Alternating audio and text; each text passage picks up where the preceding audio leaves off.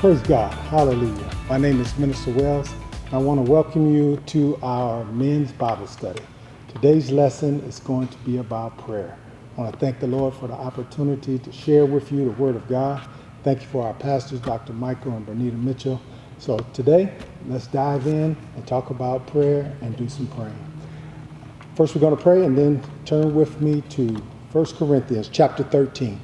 Father, in the name of Jesus, we thank you and we bless you. We give you praise in the name of Jesus Christ our Lord. Oh Lord, we bless and praise you and we thank you today. So Lord God, give us the strength that we need and give us the words to say. Let everything be acceptable to you. Oh God, you love us. You're our strength and our Redeemer. In Jesus' name I pray. Amen. Turn with me to 1 Corinthians chapter 13, verse 13. And it reads, "Now abideth faith, hope, and love, these three. But the greatest of these is love." We're talking about prayer, but prayer works with love. And then we have faith, hope, and love. And the Bible says that the greatest is love. So, how does this work? Well, faith works by love, and we have hope, which is our righteousness. Turn with me to Galatians chapter 5. Galatians chapter 5, starting at verse 5, and it reads, "For we, through the Spirit, wait for the hope of righteousness by faith. And in Jesus Christ, neither circumcision availeth anything, nor uncircumcision, but faith which works by love." So therefore, I want to let you know that when we're praying, we have to have faith, we have to have hope, and we have to have love. Now, turn with me to Matthew, the book of Matthew, and we'll start in chapter 5. I went and I read the Sermon on the Mount, and it starts at chapter 5, chapter 6, and chapter 7. And then we'll talk about the prayer part. But when Jesus was talking, he mentioned a whole lot of things. So at first in Matthew chapter 5, verse 20, it says, "For I say unto you, that except your righteousness shall exceed the righteousness of the scribes and Pharisees, ye shall in no case enter the kingdom of heaven." So there we see that Jesus is talking about our righteousness, which is a matter of the inside, before we can start doing things on the outside. Okay, then we go down to verse 23. "Therefore, if thou bring your gift to the altar, and there remember that thy brother has aught against thee, leave your gift there before the altar, go your way, first reconcile to your brother, and then come and give your gift." God is more interested in our inside, in our heart being right, than our outward appearance. So this goes to one of my points, is that God is more concerned about our inside and us praying than our outward appearance. So I go over to Matthew chapter 6 and starting at verse 2. He says, "Therefore, when thou doest thy alms," or when you give, he says, "don't sound a trumpet before you as the hypocrites do in the synagogues and in the streets, that they may have glory of men. Verily I say unto you, they have their reward." Once again, God is more concerned with our inside than our outside. So let us not be like the hypocrites, because hypocrites give, but they're acting. So he wants God to have us have a pure heart, so that when we give, we're giving it the right motive, and these things work together also, giving and prayer and fasting, as we will continue to go down. Matthew chapter 6, verse 5. "And when thou prayest, thou shalt not be as the hypocrites, for they love to pray standing in the synagogues and on the street corners, that they may be seen of men. Verily," or truly, that's what that word means, "I say unto you, they have their reward." So when we give, it should come from the inside, pure heart. When we pray, it should come from the inside, from a pure heart. Because as the scripture just says, hypocrites, they pray also. So then we go down to verse 16. And it says, moreover, when you fast, be not like the hypocrites of a sad countenance, for they disfigure their face, that they may appear unto men to fast. Verily or truly I say unto you, they have their reward. So, one point, hypocrites give, they pray, and they fast. But their motive is wrong. So when we fast, give, and pray, we want to have the right motive, a pure heart, because that's what God is looking for when we do these things. Now we go into our prayer, and it says in Matthew chapter 6, we call it the Lord's Prayer, and we read, Jesus said, now when you pray, after this manner, pray, Our Father, which art in heaven, hallowed be thy name. God says, God is our Father. We are born again. Jesus Christ is our Lord and our Savior. We have been forgiven. We're in the family of God. God is our Father. So we're praying to the Father in the name of Jesus. And this is our guide. He said, pray after this manner. Not with vain repetition, just simply repeating it, but thinking about everything here. He says that your Father, that is something personal. We're related, and we are in the family of God. He says, thy kingdom come, and thy will be done on earth as it is in heaven. Believing that when we pray, that God is going to do something to make heaven here on earth. He says, give us this day our daily bread, our provisions. That's what we're praying for. Then he says, forgive us our debts or our sins as we forgive our debtors. Forgive those who have done you wrong. And then we also forgive people who have done us wrong. We need forgiveness, and we need to give forgiveness. He says, lead us not into temptation, but deliver us from evil. We want to live a good life. We want to live from the inside to the outside. So we're asking God, hey, keep us from falling into temptation and doing things that are not pleasing to you, Lord God. He says, for thine is the kingdom. Go back up to 13. It says, lead us not into temptation, but deliver us from evil. For thine is the kingdom and the power and the glory forever. So here we have a model prayer. And from this, we can go forward into all different kinds of prayer. Now, turn with me to, as we're still there, Matthew chapter 6. This is something that I found very good, and it's in chapter 6, verse 14. He says, for if you forgive men their trespasses, your heavenly Father will also forgive you. Sometimes we may cross someone, we may do something that hurt another person, we may do something that's actually wrong. But he says that if we forgive men who do stuff to us, our heavenly Father will forgive us. Verse 15, for if you forgive not, if you choose not to forgive, he says that your heavenly Father will not forgive your trespasses. As we continue in this life and we go on, there may be incidents that happen. I'm not talking about eternal forgiveness. When Jesus Christ forgave us for our sins on the cross, we are totally forgiven. We're talking about trespasses when our daily actions. I may leave the sink full of dishes, and my wife asked me to wash the dishes, and I said, yes, I would, but I don't do it. She may feel a certain kind of way. I apologize. I say, ask forgiveness. I'm going to do the dishes, and I do them. It is her responsibility to say, yes, I forgive you, so we can be at peace. This is just an example of what I'm talking about. But if you continue to go forward and not forgive, something is holding me back for not forgiving. So we ask God to help us in every area of life. Some may need help with forgiving. Now, turn with me to Luke chapter 18, verse 1. And I'm going to go through some scriptures here, and it's going to talk about different things related to prayer.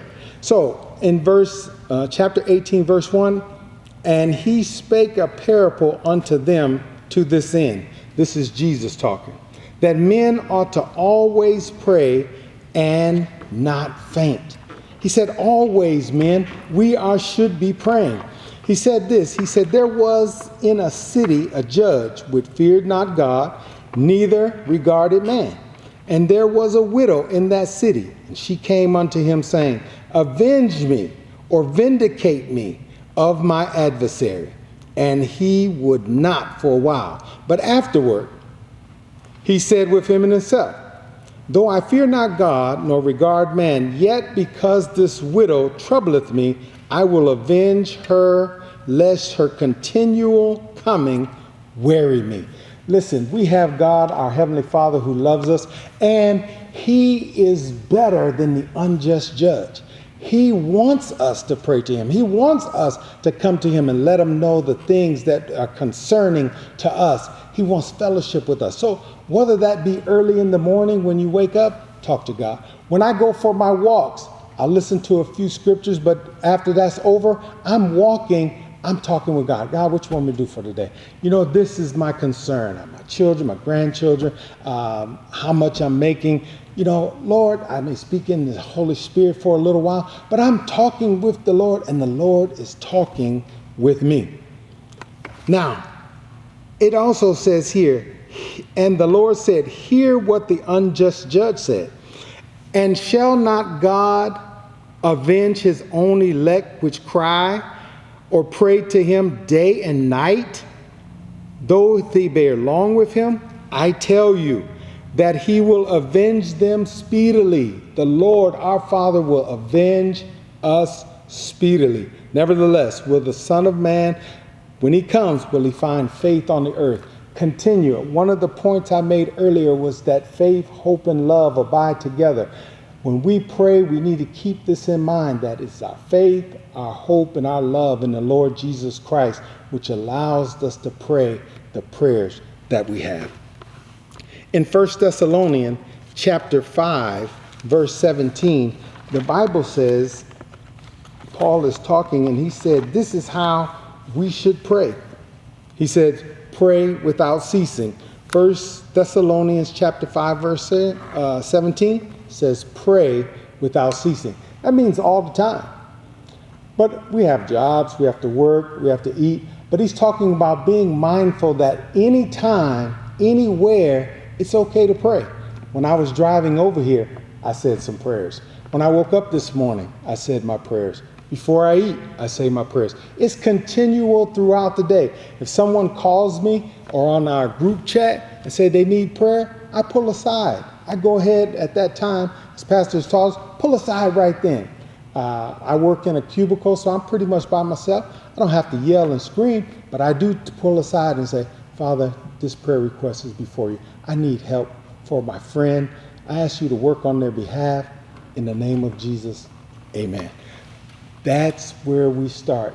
People may be at different levels. They know different things, but God is more concerned with us actually coming to him in prayer than the eloquentness, the big words, or he just wants us to say, Dad, this is my concern. I'm coming to get your mind on it.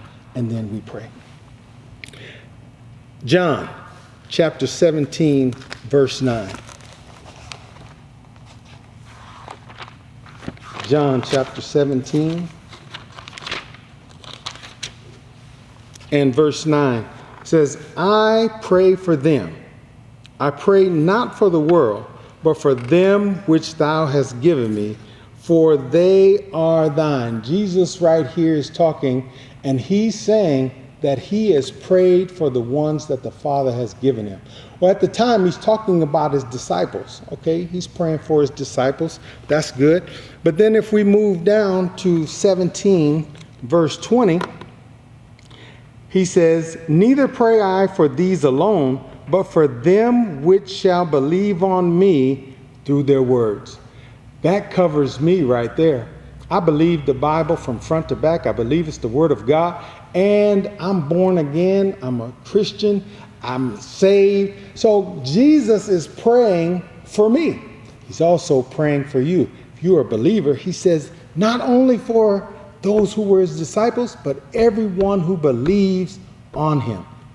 Jesus is praying for us. I love it. In verse 21, that they may be one as thou, Father, art in me, and I am in thee, that they also may be one in us, that the world may believe that thou hast sent me. We are one with the Father and one with the Lord Jesus Christ. Believe that. So if we are one with him, then he desires to hear the prayers that we have praying to him. John 16, go back one, and it says in verse 23, this is how we should pray. And it reads, and in that day ye shall ask me nothing. This is Jesus talking. Verily, verily, truly, truly, I say unto you, whatsoever ye shall ask the Father in my name, he will give it to you. Pray to the Father. God our Father loves us with an everlasting love. He wants to hear from us. He said, pray, Jesus said, pray to the Father in the name of Jesus, because the Father hears us, and he is a loving, caring, sharing Heavenly Father, and he wants to hear from us. Praise God. Hallelujah. Now, this is the kind of confidence that we can have when we pray. You have to have a confidence that when you pray that God hears you. And also have a confidence that God hears, he knows, and he's going to do something about it. So in 1 John chapter 5 and verse 14, and this is the confidence that we have in him, that if we ask anything according to his will, he hears us. If we ask anything according to the will of God, God hears us. And if we know that he hears us, whatsoever we ask, we know that we have the petition that we desire of him. I'm praying to the Father in the name of Jesus. I have confidence that he hears me, and I know that when I pray, that I have the answer that I'm looking for. Ask according to God's will. Know what the Bible says, and then pray those prayers and ask for those things that we need. You need spiritual awakening. You want to know more about the Lord Jesus Christ? Ask him. You want to live better, do better, and be better? Ask him. You want to have the best life here on this earth? Do everything that you're called to do? Ask the Father in the name of Jesus, and he will do it for you. Praise God. Turn with me to Philippians chapter 4. Philippians chapter 4.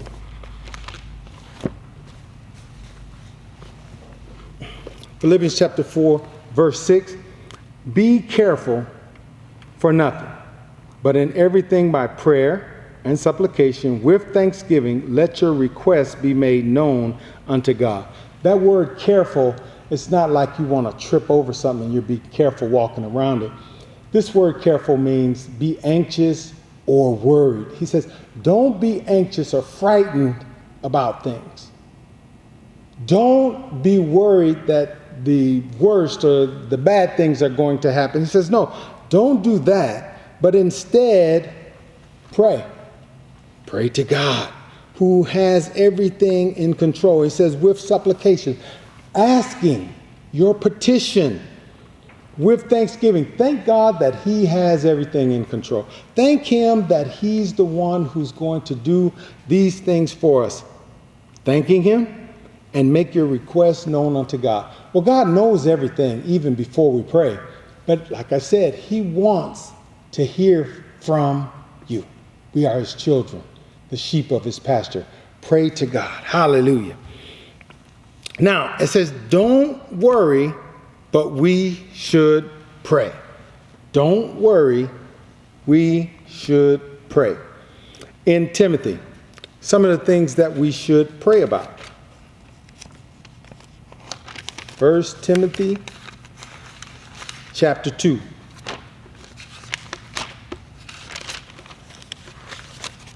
All right now.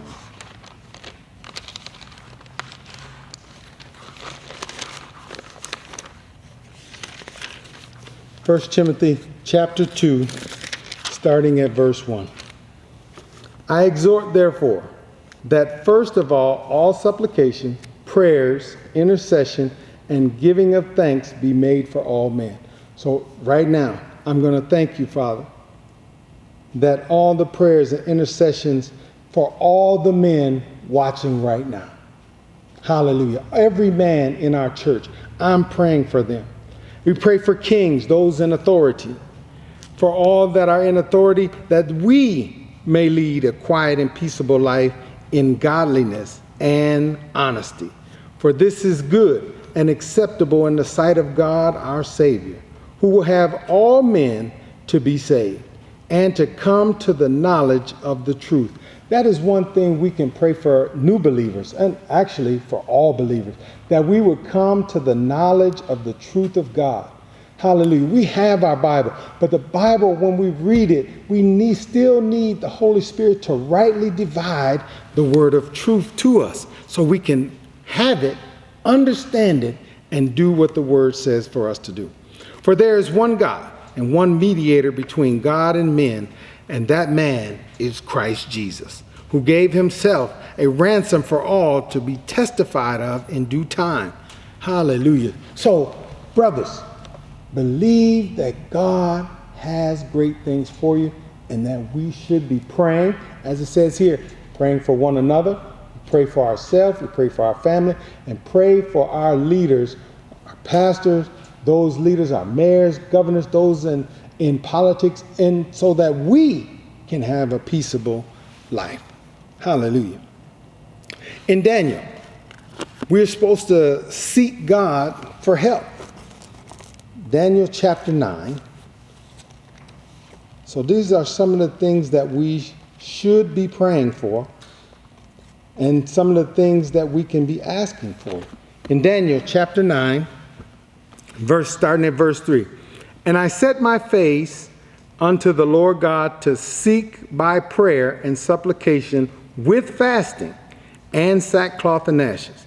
And I prayed unto the Lord my God and made my confession and said, O Lord, the great and awesome God, keeping the covenant and mercy to them that love him and to them that keep his commandments. Brothers, I'm telling you that this is the God that we're praying to, a great, awesome God who is concerned about us and who loves us. And he says in his word, pray to him. James chapter 5. We are just going through some of the prayers here on different things. If you're asking God for something, there's a word about it in his word. And you can pray that word to the God, our Father, and he will come and give you an answer. James chapter 5, starting at verse 13. Is there any among you afflicted? Let him pray. This is something that's bothering you. It could be a sickness, maybe, maybe not, but it's something that's bothering you. James says, you pray about it. Is any married? Let him sing songs. Verse 14, is any sick among you?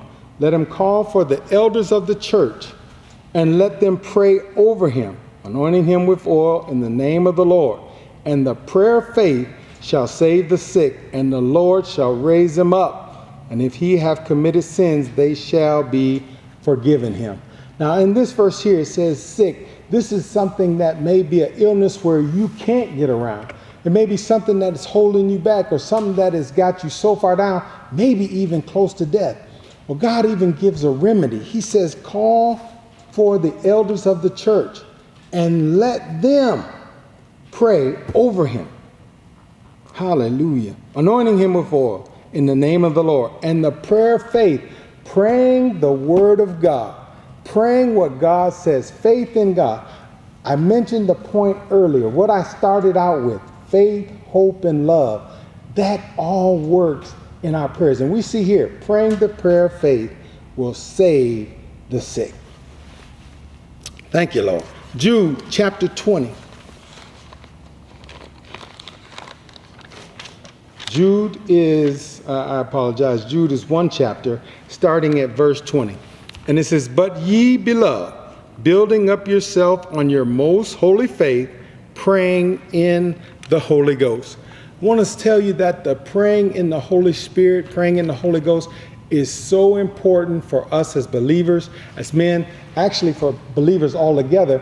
But I want to say specifically to us, we have to pray in the Spirit and pray believing that those perfect prayers are what is helping us.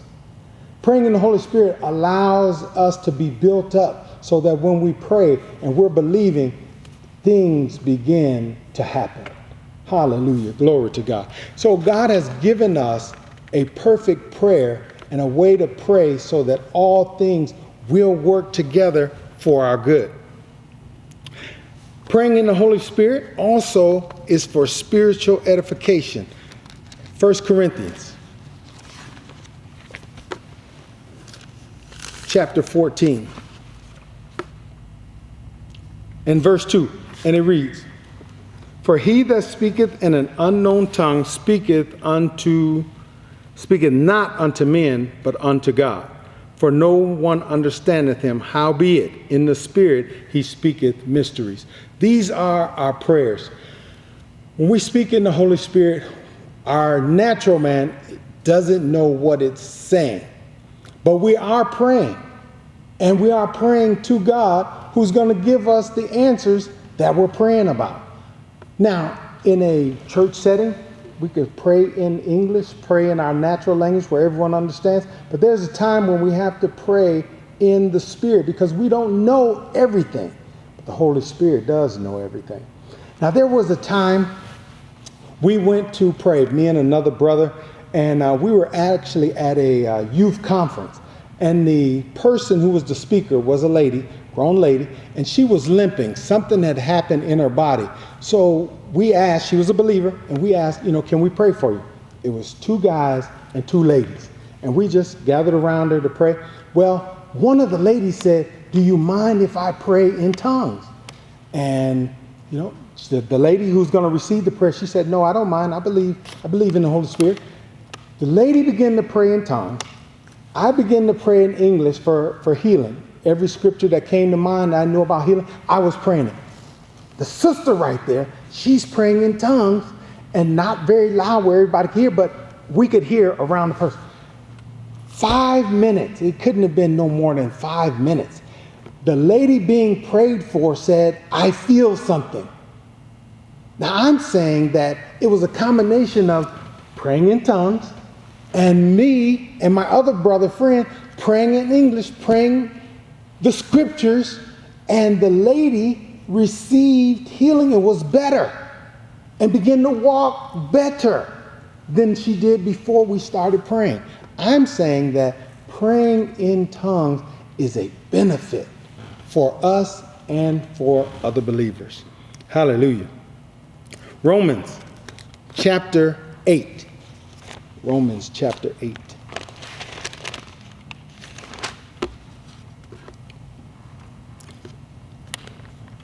Romans chapter 8, verse 26. "Likewise, the Spirit also helpeth our infirmities. For we know not what we should pray for as we ought to, but the Spirit himself maketh intercession for us with groanings which cannot be uttered." The Holy Spirit is praying for us. Intercession is praying on behalf of someone else. The Holy Spirit is praying for us. And as I close, the last scripture I want to give you, and it is a prayer. This is the prayer that God gave Moses to tell Aaron to pray for the people. He says, "Lord, bless thee and keep thee. The Lord make his face shine upon you and be gracious unto thee. The Lord lift up his countenance upon you and give you peace." That is Numbers chapter 6, verse 24 to 26. God bless. We love you. Thank God. Amen.